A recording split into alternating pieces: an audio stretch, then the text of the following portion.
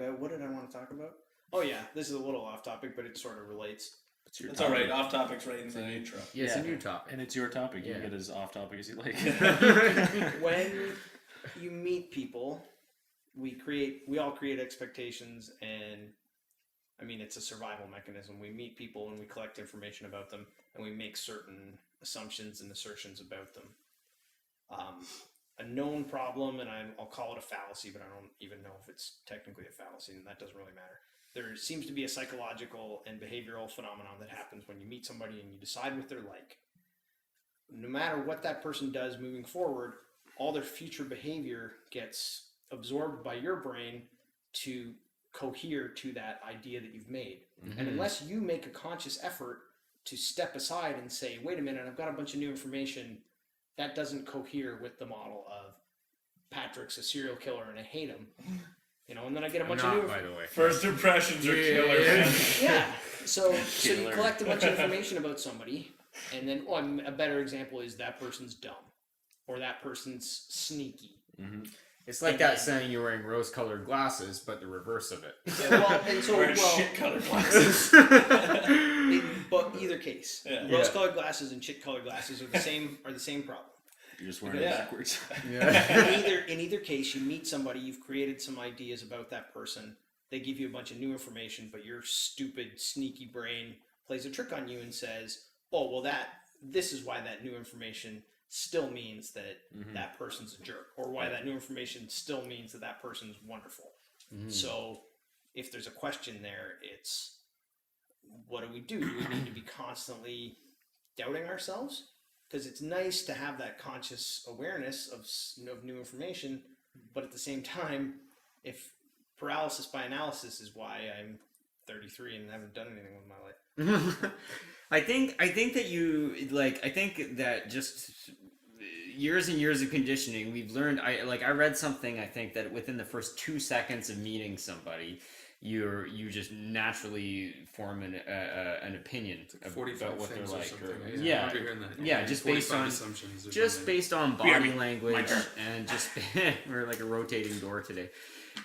Just based on their body language and the way they approach you, and even a couple weeks ago when I went to Tony Robbins, he talked a little bit about that. If somebody meets you and they walk up and they are disinterested in meeting you, you're less likely to want to hang out with that person than if they walk up and say, "Hey, how are you doing?" You know? Yeah. So I think that there's a reason why we make those impulse judgments on people, and I think some people are going to hurt you if you it's like an animal almost, right? If somebody's got that crazy eye and they're holding themselves like this and they're not really looking at you and they're just so you just got to work a little harder to build that relationship. You know the guy's going to fight you. Yeah. So you just got to work a little harder if you had a bad first impression. but anybody can bounce back from that. But if you make a mistake, then suddenly you're at the Bates Motel and it's like, well, I guess I shouldn't have given that person a second chance because my first impression was right, and now I'm going to get murdered in the shower. Yeah. Great scene. I should have been listening while I was... I did this experiment at a wonderful training course at one of my schools called the Quarter Life Calling. And it's about like people in their 20s going out and trying to get more out of life, kind of figuring out your purpose through this intensive program over 5 days. And on the first or second day, my teacher got us to go around the room and you could put one hand on one person that you were off put by. Oh. And it was neat. And there was 50 of us, right? So I had it in my head, my ego mind, like, oh, like, who's going to put their hand on me, right? Like, who am I not even paying attention to? Who is watching me and I don't know they're watching me? So I'm going around the room also thinking, I don't have anybody to put my hand on, right? One person, go, no matter what, put your hand on them. And I'm like, I have to sift through all these people that I barely know, most of which, are from the States. I've never met these people. You have to pick somebody? And you have to pick someone. You can't not pick someone. I don't like your face. And so I ended up picking this one girl that was picked by like 13 other people. And she said afterwards, because her and I talked, and her actually became really close afterwards. The interesting piece being, right, of course. Yeah. And she's like, I knew I was going to get a ton of people. And I thought in my head, no, I'm not going to get anybody. And someone touched me. And he's just like, I turned around, he's like, I got you, bro. And I was like, sweet. I've got something to learn. I've got something, that's this, we call it the octopus on the face. Everyone can see that thing about you, but you can't. And is that the law of attraction again? Is that like she just had that? It could be aura? because it was the Like way that- she was holding herself, you Yeah. know. And it was also she was going through all this almost this life crisis of huge shift and change. Yeah. And she's gone out now. It's been over a year, and she's gone and explored the world and has found herself in this beautiful, beautiful person that just was stuck in a dead end job, dead end relationship, and had just left it all to make this big shift. So So she was kind of uncertain about herself, and it was her body language that I picked up on. But it wasn't like, oh, there's something wrong with you. It was like, I want to know more. I want to know why. Yeah, It was curiosity, and it was really profound. And what I began to recognize and see is over those 5 days, everyone started to mingle with the people that they had that kind of issue with, and we became like family. We And brought it to the it surface. was beautiful. We made sure we discussed it, we talked about it. So I've kind of tried to live that in my own life of okay, I've got a lot of judgment that's just brooding up over about this person that really put me off, right? How do I not, let my own ego and let my own mind run amok and create this personality in someone that isn't really there? It's not justifiable. So I'm gonna stick a little something on the end. What if you're the person and you're worried that you're being misinterpreted by somebody else? Do you then create this bad situation where you're constantly going out of your way to maybe try and break them out of that? Maybe it's a lover and you see it's like, oh shit's gone sideways. Like, I want things to go back to the way they were, but then the more energy you dump into that other person is just like, no, you're still being that same person that I decided I don't love anymore. And you're just showing me more examples of that. And then, so do you give up? Because that feels like... So that's not on you. That's not on you. Like, why are you assuming that responsibility? That's also how they're interpreting things, right? So I Like, guess what I... You're So I assuming maybe I... because you want it to work, right? Obviously, you wouldn't. You want to grab the person by the shoulders and say, wake up. I actually do love you. Well, no, not even that. Just take a step to the side and recognize that new information is new information. Maybe I've changed. But that's Maybe I haven't. that's like internal control versus external control, and all you really can do is look after yourself. What decision am I going to make today? So when you kind of cross that line and you start thinking like, what can I do so that person likes me? That's external control. There's nothing you can do to change that person's opinion. You could be freaking. You could look like Brad Pitt and act like God. Like it doesn't matter. Like, because you can only control what's you, not how somebody else perceives you, right? When you say act like God, I think of the comic book The Preacher and what a dick God was in that. Well, I you know what I mean though. You can be just a peach of a human being, and that doesn't matter. And at a certain point, you just have to let it go, because external control. You can't change somebody's opinion or vantage point, really, at a certain point. You're right. My perspective as someone Sorry, Dad. as someone who's teaching improv on a regular basis. Improv is a lot about it's a weirdly exhibitionist, I guess, experience for people, because What are they're you really doing in your I was class? gonna say. people Let's are start recording those. people show Not like that to get them in trouble. people show who they are when they are, or who they think they are, or who they think they have to be when they're improvising. I can tell. Just a quick, 101. Status is a really important thing in improv. It's a very important thing in comedy and in writing and storytelling in general. But status exchange is really hard to teach, because people tend to have a status they like to play. They like to be high status, or they like to be low status. It's all about how we are conditioned to deal with conflict and confrontation.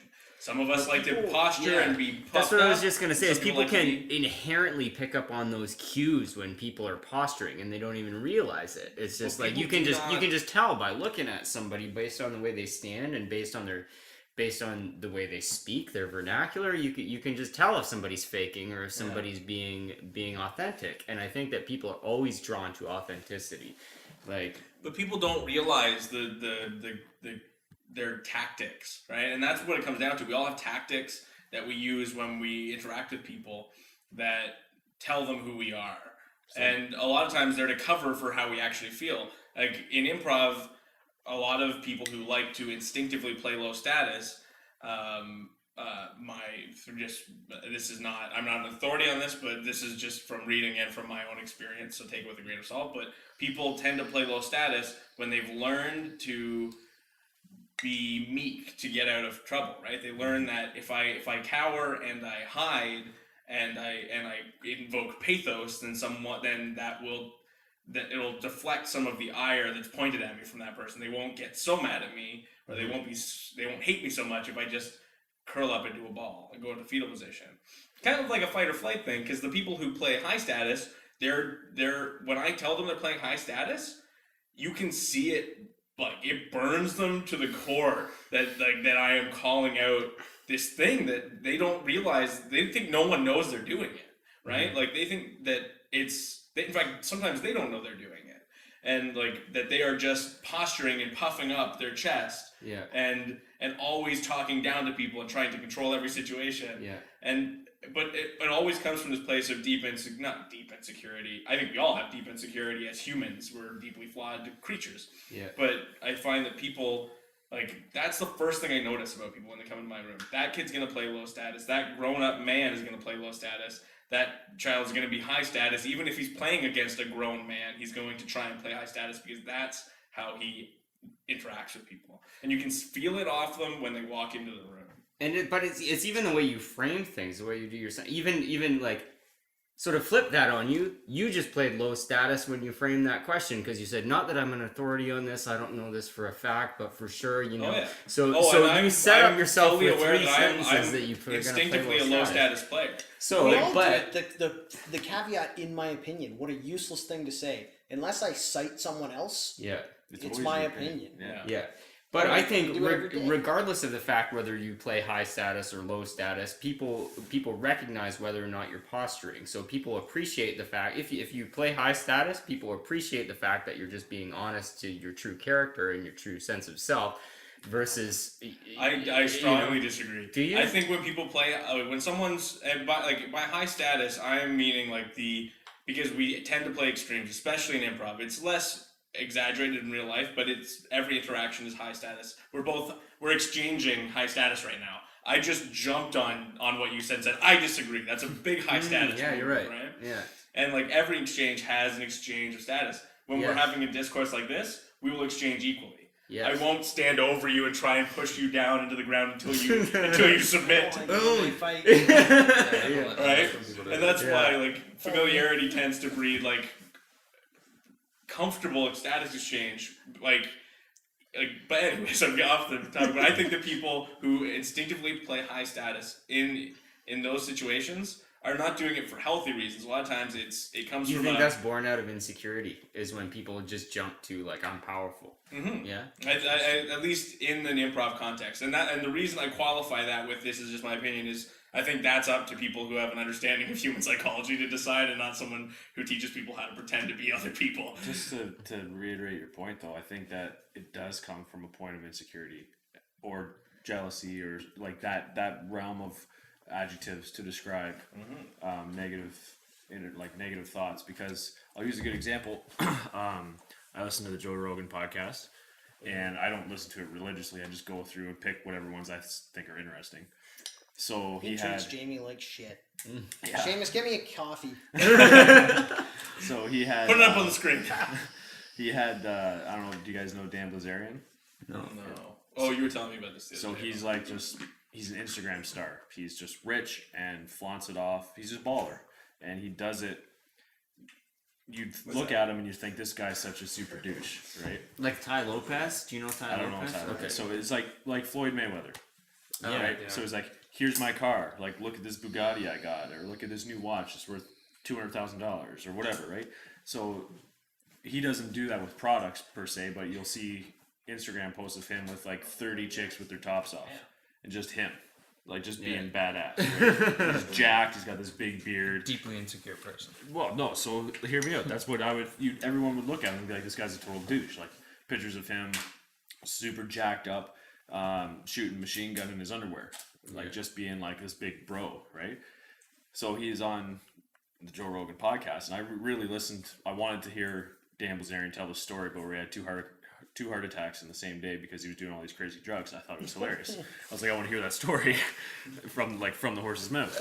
So in their conversation, it gets super deep, like super deep. You think this guy's just like this stupid bro jarhead, and he starts talking about things like perspective.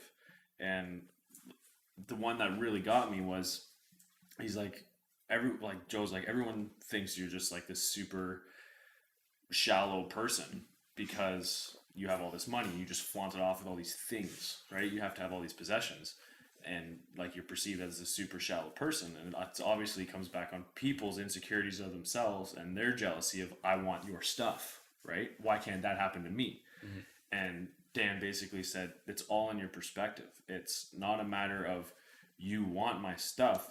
It's you want something, right? It's when I like, you use this, I'm going to talk like as him so I can just tell a story. When I was 16, I wanted nothing else but to have a Mustang. That's what I wanted. Now he's a multi-millionaire. Like, getting that Mustang would have been a 10, right? That would have been like 10 out of 10. Like, oh my God, I got it. Now he's a multi-millionaire, and he's got Ferraris and Lamborghinis and Bugattis and all sorts of cars, more cars than you could ever want. There isn't a car that exists that he probably is like, I gotta have that car. Nothing will ever reach that 10 for him anymore. So money doesn't buy you happiness, it buys you pleasure. Mm-hmm. The happiness comes internally from being able to see how you prioritize these things. So or meeting Ryan Reynolds. And the same as like if you loop that back around to Robin Williams, here's a guy, he died by his own hands. And then, actually, this isn't, sorry to keep coming back to this, but Tony Robbins was using him as an example when we went to see him speak too. As he said, like, here's a guy that like came from nothing, was just like, his forte was he was a comedian. He could make everybody laugh. He was like way ahead of his time. He did a great, and then he accomplished that. He was known as being the world's funniest man. And then, and that wasn't enough for him. So he says, you know, I'm gonna do something more dramatic. I'm gonna see if I can get an Academy Award for a dramatic role, which he did. Mm-hmm. And then for 24-hour photo, right? Yeah. No. And then the poster was on every movie rental store wall for years. Yeah. But then, so like these are incredible accolades. Like who's, you know, the world's funniest man wins an Academy Award for a theatrical performance, and then Tony Robbins asked everybody how many before he I should preface this. He said he asked us before he even launched into this big narrative about Robin Williams. So how many people in here love Robin Williams? And he specified, not like Robin Williams, love Robin Williams. And like the whole room, there was just arms in the air. And he said, that's really interesting. So about 99% of the people here love Robin Williams. He said, I've asked that same question to about 20 other different groups of people about this size, 15,000 people in 20 different other countries. And he said, it's the same response everywhere I go. It's like everyone loves Robin Williams. So this is a man that achieved that highest of the high in his chosen career path. And at the end of the day, he still chose to take his own life because it had nothing to do with the fact that everybody in the world loved him. He had the critical success everywhere. Everybody loved him, right? But he still was tremendously depressed at the end of the day, right? I mean, he was tremendously depressed because he had debilitating disease that was going to end his life, and he couldn't barely speak anymore. Like, his system was shutting down, but he was tremendously depressed and had like severe addiction issues through his whole life. He did have severe addiction issues. That's true. I mean, Robin Williams is a hero of mine. Like, as soon as I found out he passed away, it was like instant tears because between him and Jim Carrey, they helped raise me as kids, right? Yeah.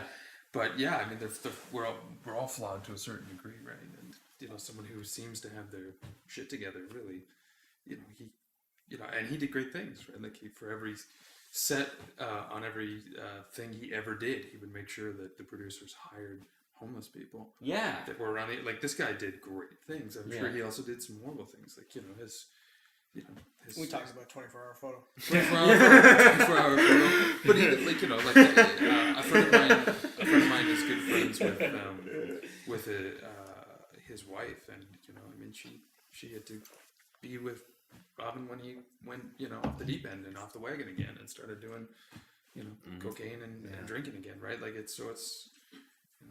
What was the original topic? How did we get there? Perception of people and So to tie it all in, I'm hearing what you were saying, Dylan, about creating that caveat and saying, in my opinion, because it's really up to the professionals. I'm relating that to what Patrick was saying about external versus internal. How does it work, Cameron?